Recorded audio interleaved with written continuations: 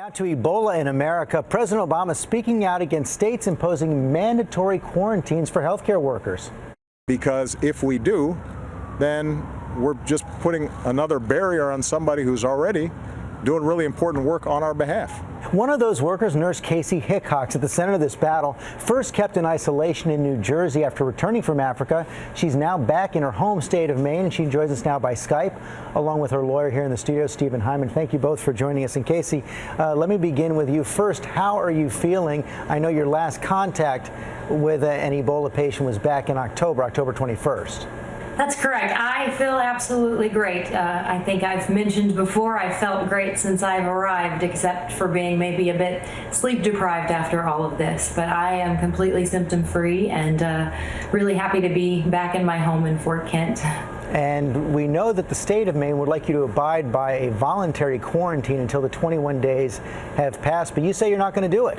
You know, I remain really concerned by these mandatory quarantine policies from aid workers. I think we're just only adding to stigmatization that, again, is not based on science or evidence. And if these restrictions are not removed for me from the state of Maine by tomorrow morning, Thursday morning, I will go to court to attain my freedom. And your lawyer, Stephen Hyman, is right here. She says you're going to go to court. But what if the state moves to enforce this quarantine? Well, that's what they have to do. They actually have to move to enforce it.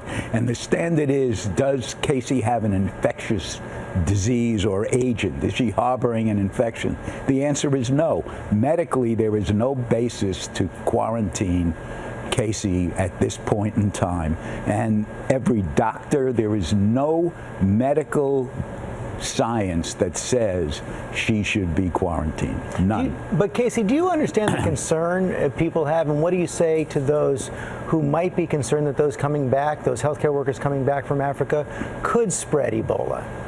You know, I don't understand. I think we really have to stick to the facts and the science. I haven't seen any science that says this is a huge risk, and I have seen science that says self-monitoring works.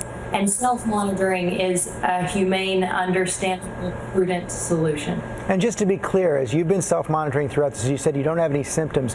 You've never shown a fever, never shown any other symptoms of Ebola? I have been completely asymptomatic since I've been here. I know there were reports that I had a fever after having been detained for over 3 hours at the Newark airport. I believe that the forehead scanner used to take that temperature was completely inaccurate. I didn't take any anti-fever medicines while at the airport, and when I arrived in the isolation facility, they took my temperature by an oral thermometer, and it was completely normal. Would you go back and serve in Africa again? Absolutely. I, in fact, plan on doing so. Okay, Kaci Hickox, Stephen Hyman, thanks very much for your time this morning.